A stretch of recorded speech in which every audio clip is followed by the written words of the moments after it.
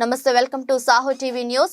విశాఖపట్నంలో సహృదయ సాహితీ ఆధ్వర్యంలో అంతర్జాతీయ మాతృభాష దినోత్సవం సందర్భంగా జరిగిన ప్రసంగంలో తెలుగు పలుకుబడులు వైచిత్ర అన్న విషయంపై బీవీకే కాలేజీ పూర్వ ప్రధాన తెలుగు ఆచార్య డాక్టర్ దామెర వెంకట సూర్యరావు ప్రసంగించారు.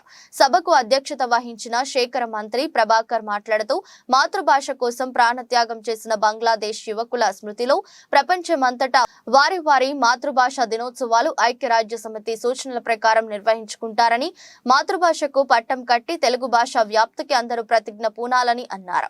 సమావేశంలో ముఖ్య అతిథి డాక్టర్ డివి సూర్యరావు మాట్లాడుతూ తెలుగుదేశ భాష సామెతలు జాతీయాలు గొప్ప సంపదని, సామెతలను లోకోక్తులంటారని తెలిపారు. జాతీయత, దేశవాళీతనం, దాని నేటివిటీ ఒక తరం నుంచి ఒక తరం.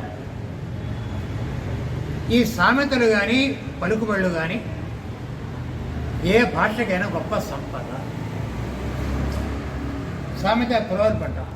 The wit and wisdom of any nation reflected its literature fancy దాని ఒక జాతి యొక్క సంస్కారం కానీ, దాని విజ్ఞానం కానీ, వాళ్ళ హాస్యం కానీ సామెతల్లో ప్రవర్తిలో ద్వారా